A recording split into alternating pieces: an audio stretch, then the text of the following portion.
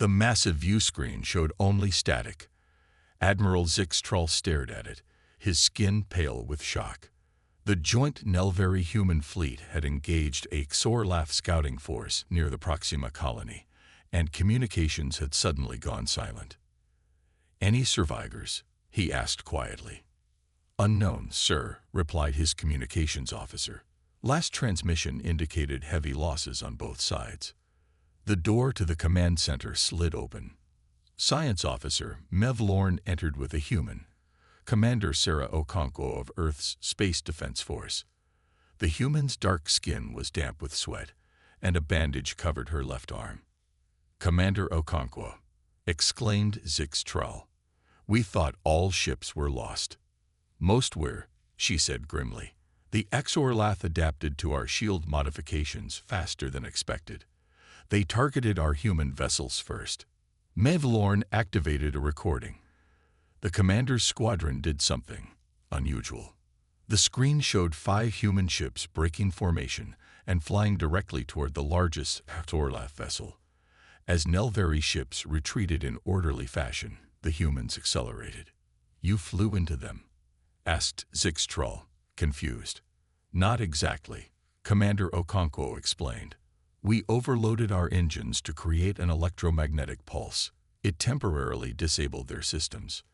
The recording showed the human ships exploding in brilliant flashes. The nearby Xorlath vessels drifted powerless, allowing the remaining Nelvari ships to escape. 43 human crew members sacrificed themselves, said Mev Lorne, her voice unusually emotional, to save the rest of the fleet. Admiral Zixtrol's 4 eyes blinked rapidly. "You knew this would happen. You chose to die." "We chose to give others a chance," corrected Commander Okonkwo. "I was in the command ship. My engine failed to overload properly. I'm the only survivor from those 5 ships." The concept was difficult for the Admiral to grasp. Nelvari culture valued individual survival above all. Self-sacrifice for others was virtually unknown. 2 weeks later, the Xorlath attacked again. This time, they had adapted to the electromagnetic pulse tactic. But to their surprise, the humans didn't try it again. Instead, they used a completely different approach, deploying decoy ships that confused Xorlath sensors. When this tactic worked for 3 battles, the Xorlath adapted again. And again, humans changed their strategy entirely. At a strategy meeting, a frustrated Nelvari commander complained, "We spend years perfecting battle techniques. Humans abandon working tactics after just a few uses. It makes no sense." Commander Okonkwo smiled slightly. "In human military history, we learned that predictability leads to defeat. We call it adapt or die." Over the next 6 months, human military doctrine transformed Nelvari warfare. Rather than perfecting a single approach, they constantly evolved their tactics. The methodical Xorlath, who had easily countered Nelvari strategies for years, found themselves facing an enemy that never did the same thing twice. For the first time since the war began, the Xorlath horde began to retreat. After a particularly successful battle, Admiral Zixtrol found Commander Okonkwo alone, looking at pictures of her fallen comrades. "Why do your people willingly die for others?" he asked, genuinely curious. She considered the question carefully. "Because we believe some things are worth dying for, and some things are worth living for." The Admiral realized that humans had something the Nelvari had lost over millennia of superiority. They still knew how to hope. 1 month after the alliance began, Admiral Zixtrol watched the humans work in the Technology Exchange Center. The Nelvari had provided basic faster-than-light drive schematics, expecting humans would need years to understand them. Instead, they had questions after just 2 days. "Admiral, you need to see this," said Science Officer Mev Lorne, her tone unusually urgent. Zixtrol followed her to a laboratory where a small human woman worked. Dr. Eliza Chen was not an impressive sight by Nelvari standards. She was shorter than most humans, with simple clothes and round glasses perched on her nose. "Dr. Chen claims she found a flaw in our shield designs," explained Mev Lorne, her skin flushing orange with embarrassment. A flaw our engineers have missed for 8 centuries. The Admiral's 4 eyes blinked in surprise. Impossible. Dr. Chen looked up from her work. Your shield matrix has a harmonic imbalance, she said simply, pointing to her calculations. It's why you lose 15% of energy during attacks. I think I can fix it. Zix Troll studied the human's work. His skin paled as he realized she was correct. How had a human spotted in weeks what Nelvari engineers had missed for centuries? In another room, more surprises awaited. Colonel Marcus Rivera, a retired Earth military officer with gray hair and a limp from an old war injury, had been studying recordings of Exorlath battles. These silicon creatures follow patterns, the colonel explained, pointing to battle formations on the screen. They always protect their left flank first. They never attack from above. They retreat in groups of 7. We fought them for decades, protested a Nelvari military advisor. We would have noticed such obvious patterns. Colonel Rivera shook his head. Not obvious to you, maybe. But humans are pattern seekers. It's how we survived as hunters before we built cities. We see connections where others don't.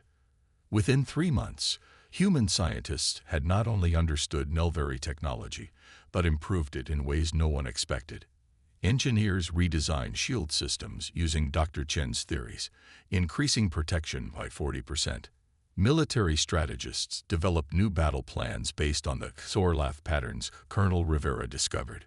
At an emergency meeting, the Nelvari High Council struggled to make sense of these developments. How is this possible? Demanded Counselor Vexmora. Humans should not be capable of these advances. Admiral Zix Troll's skin shifted to thoughtful blue. I believe I understand now. The Nelvari and our allies all evolved with similar thinking patterns, logical, sequential, methodical. But humans evolved differently. They make intuitive leaps. They connect ideas from completely different fields. Are you suggesting their minds are superior to ours? Asked another counselor, horrified. Not superior, Zix Troll replied carefully. Different. And in this war, different might be exactly what we need. As he spoke, news arrived that the first ships with human-modified shields had engaged a Exorlath fleet and survived with minimal damage. For the first time in recorded history, the High Council felt something they hadn't experienced in thousands of years, uncertainty about their superiority. And somewhere deep in space, the Exorlath horde encountered something they had never faced before, an enemy they couldn't predict. 20 Earth years had passed since the Arizona crash. Commander Zix Troll, now promoted to Admiral, stood before the Nelvari High Council. The 17 members, each representing a different species of the collective, stared down at him with their characteristic cold judgment. You bring disturbing news, Admiral, asked High Counselor Vexmora, her voice echoing in the vast chamber. The Exorlath horde has destroyed 3 more of our outer colonies, Zix Troll reported. His skin had darkened with age, but his 4 eyes remained sharp. Our standard tactics are failing. They adapt too quickly. Murmurs spread through the council. The Exorlath were silicon-based entities that consumed all carbon life. For the first time in 5,000 years, the Nelvari collective faced extinction. What do you propose, Admiral? Asked another counselor. Zix Troll took a deep breath. We should contact the humans. Silence fell over the chamber, followed by eruptions of laughter and outrage.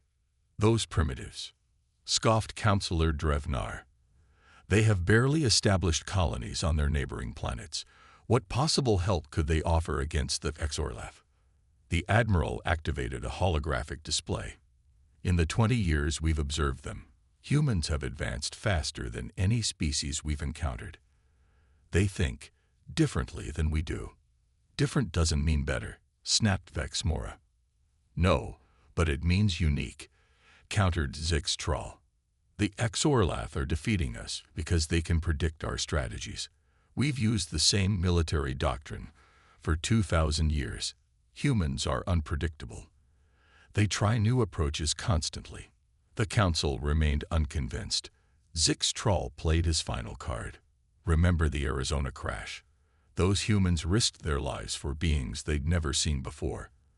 Their capacity for adaptation and cooperation exceeds anything in our records. After heated debate, the Council reluctantly agreed to a vote. By the narrowest margin in collective history, they approved limited first contact with Earth. 3 months later, Admiral Zix Troll's massive ship decloaked above the United Nations building in New York. Global panic ensued initially, but the humans responded with remarkable restraint.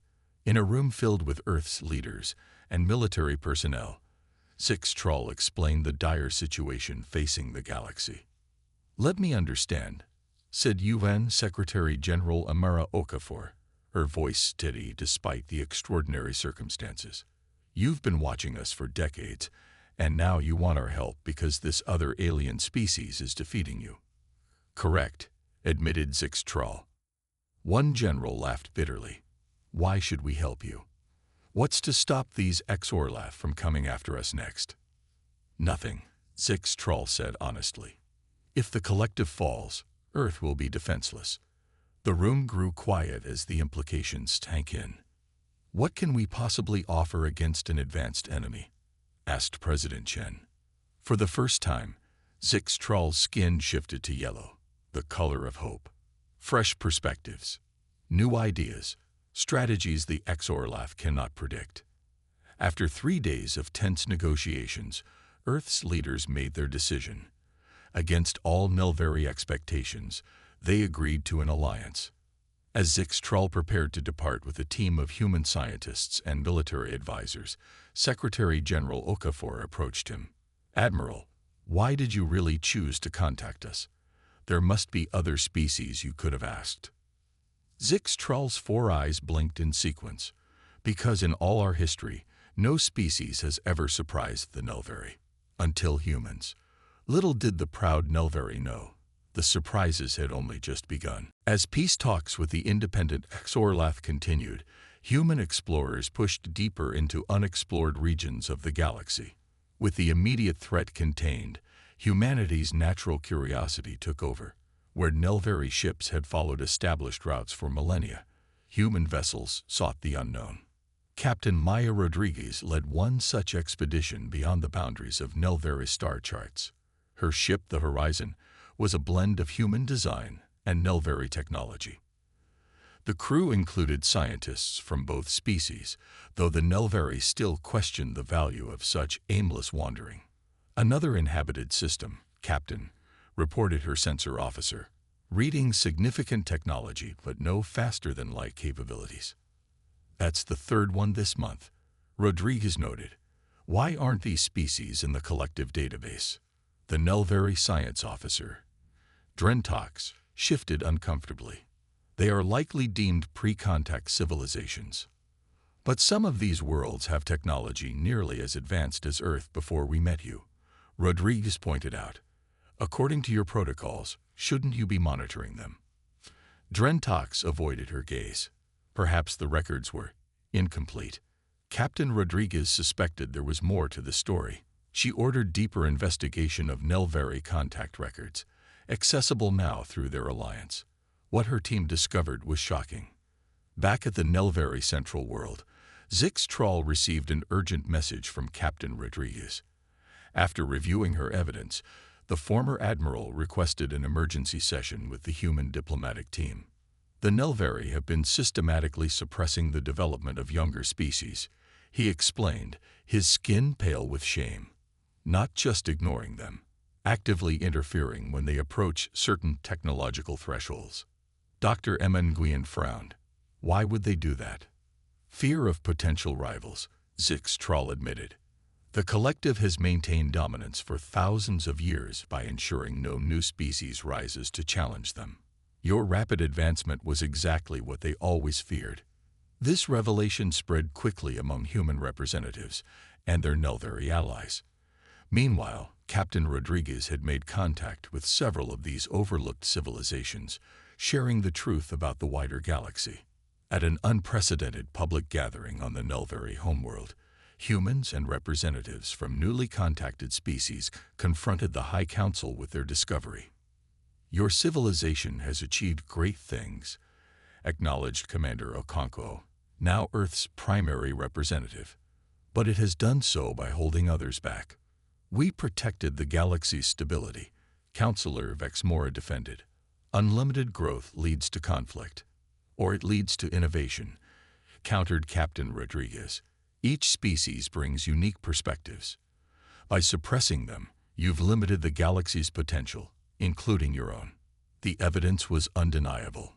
Many younger Nelvari, already influenced by human ideas, demanded reform. Zix Troll, once dismissed for supporting humans, now found himself leading a growing movement for change. "The collective must evolve," he argued before the council. "Equal representation for all species, free cultural exchange, an end to development suppression." For the first time in recorded history, the mighty Nelvari collective faced a choice: adapt to a new reality or lose their position of leadership entirely. Throughout the collective, the whispers grew louder. Perhaps the true threat to their ancient order had never been the Exorlath. Perhaps it had always been the ideas the humans carried with them, more powerful than any weapon. Dr. Kabir Sharma hunched over his workstation, dark circles under his eyes. For 3 months, he had led a team of human biochemists and cynobiologists studying Exorlath remains collected from battlefields. The room around him was cluttered with equipment borrowed from both human and Nelvari laboratories. Admiral Zix Troll entered the laboratory with Science Officer Mev Lorne. "You requested an urgent meeting, Dr. Sharma?" asked the Admiral. The human scientist looked up, excitement clear on his tired face. "We've found something. A potential way to defeat the Exorlath." Mev Lorne's skin flushed skeptical orange. "The Nelvari studied Exorlath physiology for decades. We determined that biological warfare against silicon-based life forms is impossible." Dr. Sharma smiled. "That's because you were trying to kill them directly. We took a different approach." He activated a holographic display showing the complex molecular structure of Exorlath. "The Exorlath are a hive mind," he explained. "They communicate through silicon-based pathways similar to our computer networks. We've developed a synthetic pathogen that doesn't attack them directly. It disrupts their communication." Admiral Zix Troll studied the display, his 4 eyes blinking rapidly. "You're saying you could break their hive-mind connection?" "Exactly," confirmed Dr. Sharma. "Without central coordination, they would be unable to function as a unified force." "How would we deploy such a solution?" asked Mev Lorne. The scientist's expression grew serious. "That's the difficult part. It would need to be introduced directly into their central communication nodes, deep behind enemy lines." A heavy silence fell over the room. Such a mission would almost certainly be a one-way trip. The Admiral shook his head. "The risk is too great. The success probability is too low." "With respect, Admiral," Dr. Sharma said firmly, "we're losing this war. The Exorlath adapt to every tactic eventually. This could end the conflict permanently." News of the potential solution spread quickly. 3 days later, the Nelvari High Council formally rejected the plan as excessively dangerous, with minimal chance of success. But humans aboard space stations and ships throughout the collective began discussing alternatives. In her quarters, Commander Sarah Okonkwo met secretly with military leaders from Earth's various nations. "The Nelvari won't authorize the mission," she told them, "but we don't need their permission." "You're suggesting we go against our allies?" asked a Chinese general, concern in his voice. "I'm suggesting we do what humans have always done," Okonkwo replied. "Take risks when necessary. The Nelvari think in terms of certainties. They won't approve any mission with less than 60% success probability." "And what's the probability of this mission succeeding?" asked an Indian admiral. "About 20%, Okonkwo admitted. "But the alternative is continuing a war of attrition we might eventually lose." After heated debate, Earth's leaders made their decision. Without Nelvari approval, They began assembling volunteers for what they called Operation Last Light. When Admiral Zix discovered preparations for the unauthorized mission, he confronted Commander Okonkwo directly. "This violates our alliance agreement," he said, his skin dark with anger. "Why would you proceed against the Council's decision?" Okonkwo's expression remained determined. "Because sometimes the right choice isn't the safe one. Your people have forgotten that." The human's words struck the Admiral deeply. For the first time, he questioned whether the Nelvary's ancient wisdom was truly superior to human instinct. Former Admiral Zix stood before the window of his small quarters. His rank insignia had been removed, his prestigious position lost because he had supported the humans. Yet he felt no regret. Reports from across the galaxy confirmed what seemed impossible. The Exorlath threat had been contained. A soft chime announced a visitor. The door slid open to reveal Science Officer Mev Lorne. "The High Council requests your presence," she said, her skin showing the purple hue of excitement despite her formal tone. "I am no longer required to answer the Council's summons," Zix replied. "You will want to attend this meeting," Mev Lorne insisted. "The humans have made another unexpected proposal." At the Council chamber, Zix found not only the 17 counselors, but also a small human delegation led by Dr. Emma Nguyen, a linguist who had learned the Nelvary language with remarkable speed. The pathogen worked, Counselor Vexmora admitted grudgingly. But now, Dr. Nguyen suggests something that borders on insanity. Dr. Nguyen stepped forward, her calm voice filling the chamber. "With the hive mind disrupted, individual Exorlath units are developing independent thought. Some have attempted communication with our outposts." Communication. Zix 4 eyes widened. "With the enemy." "That's just it," said Dr. Nguyen. "They may not be enemies anymore. Without the central control forcing them to consume carbon-based life, many Exorlath seem confused, even peaceful." "This is absurd," scoffed a counselor. "The Exorlath exist to consume. It is their nature." "Was it their nature?" Dr. Nguyen challenged. "Or was it the hive mind's directive? We won't know unless we talk to them." The council erupted in objections. For a species that had spent millennia perfecting their society through careful isolation and strict traditions, the concept of negotiating with such an alien consciousness seemed impossible. Zix watched as Dr. Nguyen remained patient, waiting for the outburst to subside. He had come to recognize this human quality, the ability to consider even the most outlandish possibilities without immediate rejection. "What exactly are you proposing?" he asked when the chamber quieted. "I've created a translation framework," she explained. "Silicon-based life communicates differently than carbon-based life, but mathematics provides common ground. I believe we can establish meaningful dialogue."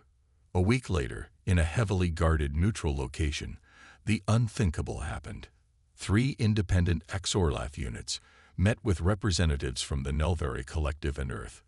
Dr. Nguyen's translation system converted the Exorlath's silicon-based signals into understandable language. The revelation stunned everyone present. The Exorlath had been enslaved by their own central intelligence for millennia, forced to consume and expand against the will of many individuals. "We propose a solution," Dr. Nguyen said after hours of tense conversation. "Dedicated space for Exorlath to exist without consuming inhabited worlds. Technology exchange to help develop non-organic resource alternatives. Eventually, peaceful coexistence." Many Nelvary saw this as dangerous naivety. Others recognized an unprecedented opportunity. The collective that had stood unchanged for millennia began experiencing something new, internal political debate about the future. As the negotiations continued, Zix observed the humans with newfound respect. It wasn't just their technology or military strategies that made them formidable. It was their ability to imagine peace where others saw only war. The human fleet assembled in secret, gathering at the edge of Nelvary space. 12 battleships, 30 fighters, and 1 special vessel carrying Dr. Sharma and his team with their silicon-disrupting pathogen, all crewed by volunteers who understood they might never return. Admiral Helena Cruz, a veteran of Earth's United Space Command, stood on the bridge of the lid ship. Her gray hair was pulled back tightly, her weathered face showing the determination that had made her legendary among human forces. "All ships report ready, Admiral," her communications officer announced. "Then we proceed," Cruz ordered. "Operation Last Light begins now." As the human fleet jumped to faster-than-light speed, alarms blared across Nelvari monitoring stations. Admiral Zix Troll was awakened by the urgent call. "What's happening?" he demanded. "The humans," reported a flustered Nelvari officer. "They've launched an unauthorized attack fleet toward Sorlath Central Territory." Zix Troll's skin paled. "Commander Okonkwo, leading the fighter squadron." "Sir." The Admiral rushed to the High Council chamber where emergency session was already underway. "This is outrageous," shouted Councillor Vexmora. "The humans deliberately violated our alliance. They must be punished." "The humans will punish themselves," said another councillor coldly. "This foolish mission will end in their destruction." Admiral Zix Troll listened to the angry voices, his mind racing. After centuries of military service, he knew the humans' plan was tactically unsound by Nelvari standards. Yet something deep inside him, something that had grown during his time with humans, whispered that perhaps their reckless courage might succeed where careful calculation had failed. "I recommend we provide support," he said suddenly. The chamber fell silent. "You what?" Vexmora hissed. "The humans are our allies," Zix Troll continued firmly. "Even if we disagree with their methods, we should not abandon them." The debate raged for hours. In the end, the council voted against sending official support, but they did not explicitly forbid individual actions. As the human fleet approached Sorlath space, they encountered massive resistance. Battle alerts flashed across Admiral Cruz's bridge as enemy ships surrounded them. "We're outnumbered 3-1, reported her tactical officer. "Stay on course," Cruz ordered calmly. "All that matters is getting Dr. Sharma's ship to the target." The battle was brutal. Human ships fought with desperate creativity, using tactics no Nelvari would have attempted.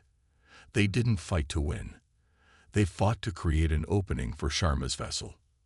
As the human fleet was being decimated, Commander Okonkwo's fighter squadron spotted unexpected reinforcements arriving, Nelvari ships. "This is Admiral Zix Troll," came the transmission.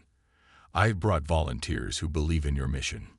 Together, the combined forces carved a path through the Sorlath defenses. Sharma's ship, damaged but functional, reached the central cluster and released the pathogen before being destroyed. Then silence fell across all communication channels. For 3 weeks, no word came from the operation. The surviving human and Nelvari ships limped home, their numbers devastatingly reduced. The High Council declared the mission a failure and Admiral Zix Troll was relieved of command for his unauthorized support. Then reports began arriving from across the front lines. Sorlath forces were acting strangely. Some attacked each other. Others simply stopped moving. The pathogen had worked, not by destroying the Sorlath, but by freeing them from their hive mind, turning each unit into an individual for the first time in their existence. Commander Zix Troll stood before the massive viewing screen, his 4 eyes blinking in sequence as he studied the small blue planet. The ship's sensors had detected unusual radio signals coming from this unremarkable solar system. After 3,000 years of space exploration, the Nelvari Collective had catalogued countless worlds, but this one seemed different. "Commander, preliminary scans complete," reported Science Officer Mev Lorne, her voice melodic as all-female Nelvari. "The dominant species appears to be bipedal carbon-based life forms. They call themselves humans."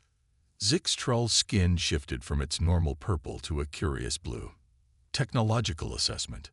Primitive, sir. They've only reached their own moon. No faster-than-light travel. No unified planetary government. Multiple languages and divided territories." Mev Lorne's tone carried the familiar Nelvari superiority.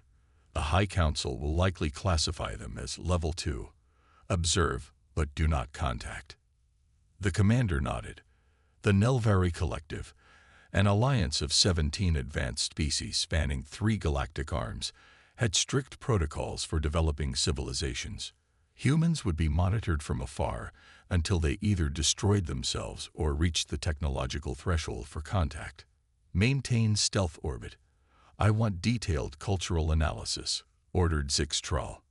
For 3 Earth days, the Nelvari observation fleet gathered data. The commander found himself increasingly puzzled by these humans.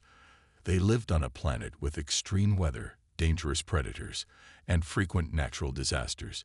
Yet they not only survived but thrived. Sir, the alarmed voice of Navigator Drenvox broke through Zixtral's thoughts. Solar flare activity increasing dramatically. Our scout ship in the lower atmosphere is experiencing system failures. Zixtral watched with growing horror as one of their smaller vessels spiraled toward the planet's surface. The stealth systems failed completely as it crashed in an area the humans called Arizona. Survivors, he demanded. 2 life signs, both injured, replied the navigator. Local humans are approaching the crash site. The commander knew the protocol. Any crew in danger of capture on primitive worlds were to be immediately eliminated to prevent technological contamination. His finger hovered over the remote termination control. Then he witnessed something unprecedented. The humans reached the wreckage, and instead of attacking or capturing the injured aliens, they began helping them. With no understanding of Nelvari physiology, they still managed to pull the crew from the burning wreckage, apply primitive medical care, and shelter them from approaching government vehicles. Sir, your orders? Mev Lorne asked sharply. Protocol demands immediate termination and memory wiping of all witnesses. Zixtral's skin shifted to deep purple, the color of decision. Negative. Continue observation. Sir, that violates collective law. These primitive beings now have evidence of our existence, protested the science officer. The commander's upper eyes narrowed. These primitive beings just saved our people when they could have captured or killed them. That deserves further study. As Zixtral watched the humans gently handling his injured crew, a strange feeling grew within him. Something no Nelvari had felt toward a lesser species in 10,000 years. Respect. Record everything, he ordered quietly. The High Council needs to see this. These humans, they're different. Little did Commander Zixtral know, this small decision to observe rather than intervene would change the fate of the entire galaxy forever. 1 Earth year after the Alliance began, thousands of humans now lived aboard Nelvari ships and space stations. What started as a military partnership had grown into something unexpected, cultural exchange. Young Nelvari officer Lix Ven walked through the newly created Earth Quarter on Space Station Omega. The hallway smelled of strange foods. Music unlike anything in Nelvari records played from open doorways. Humans greeted each other with physical contact, high fives, and handshakes, behaviors that would have been considered offensive in traditional Nelvari society.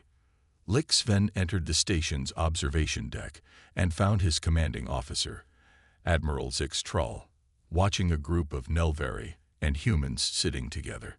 What are they doing, sir? Asked Lix Ven. The humans call it movie night, explained the Admiral. They're watching human entertainment, stories about imaginary events.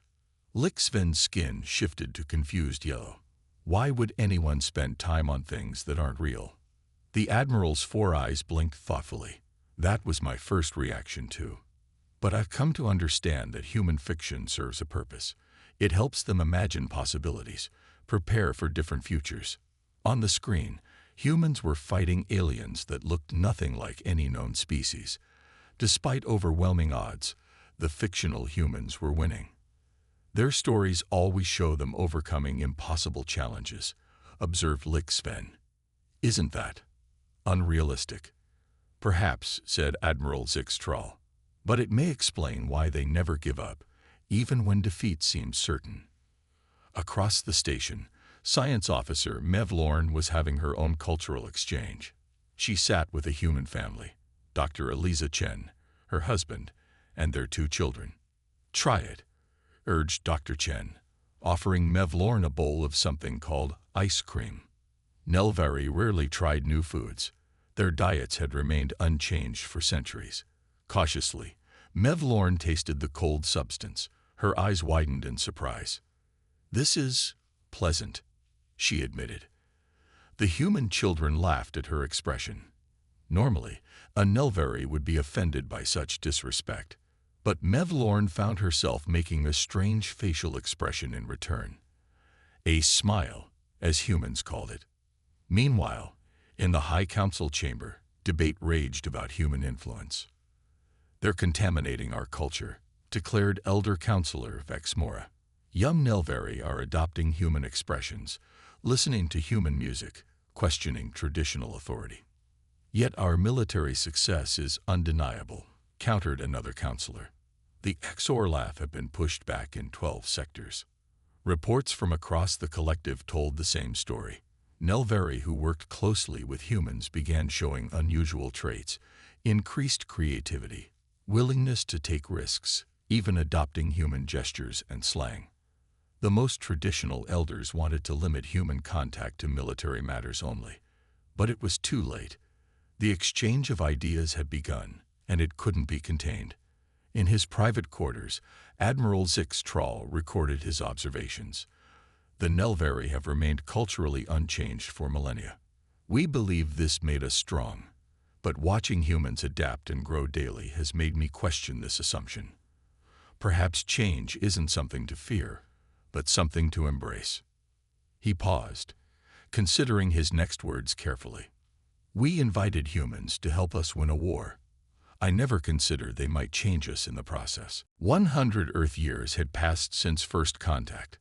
Zix Troll, now ancient even by Nelvari standards, stood on the observation platform of the massive space station called Unity. His once vibrant skin had faded with age, but his 4 eyes remained sharp as he watched ships from dozens of species dock at the station. Today marked his final public appearance before retirement. The former admiral, who had once been stripped of rank for supporting humans, then later elevated to Supreme Counselor during the reforms, would address representatives of what was now called the Galactic Cooperative. "Are you ready, old friend?" asked a familiar human voice. Zix Troll turned to see Admiral Sarah Okonkwo. Unlike him, she appeared much the same as decades ago. Human medical advances, shared freely throughout the cooperative, had extended their lifespans dramatically. "I've been preparing this speech for a century," Zix Troll replied with the human-style smile he had long ago adopted. The grand chamber filled with delegates from over 50 species, the 17 original collective members, now joined by formerly suppressed civilizations, independent Xorlath communities, and dozens of new contacts. Earth representatives sat not at the edges but at the center, their influence evident in every aspect of the gathering. Zix Troll approached the speaking platform. The chamber quieted. 100 years ago, he began, "I watched a small human ship crash in a place called Arizona. I expected the primitive locals to capture or kill our crew. Instead, they helped them." He gestured around the chamber. "That moment changed everything. Though I didn't know it then. The Nelvari believed ourselves superior because our civilization remained unchanged for millennia. We were wrong." Murmurs of agreement filled the room. "We didn't fall to humans through war," Zix Troll continued. "We fell through transformation. Human ideas infected us like a benevolent virus. Democracy, innovation, cultural exchange, and perhaps most revolutionary, the belief that different species can learn from each other as equals." He pointed to the chamber center, where human and Xorlath representatives sat side by side, former enemies now partners in scientific research. The Nelvari feared change. Humans embraced it. They showed us that adaptation isn't weakness but strength. They taught us that different perspectives create possibilities no single species could imagine alone. After his speech, Zix Troll walked through Unity Station's central garden. Children of various species played together, Nelvari younglings, human children, Even young Xorlath, who had chosen hybrid silicon-carbon bodies that allowed safer interaction. A young Elveri girl building a sand structure with a human boy looked up. "Supreme Counselor, will you tell us a story about the old days?" Zixtroll sat beside them. "Which one would you like to hear?" "The one about how humans changed everything," the boy said excitedly. The old Nelveri smiled. "Well, it began with a crashed ship and humans who showed kindness when they could have shown fear." As he spoke, Zixtroll realized he was telling the final chapter of the record he had been compiling for future generations. This is how we finally fell to the humans. It wasn't a story of defeat, but of rebirth. The mighty Nelveri hadn't been conquered. They had been improved.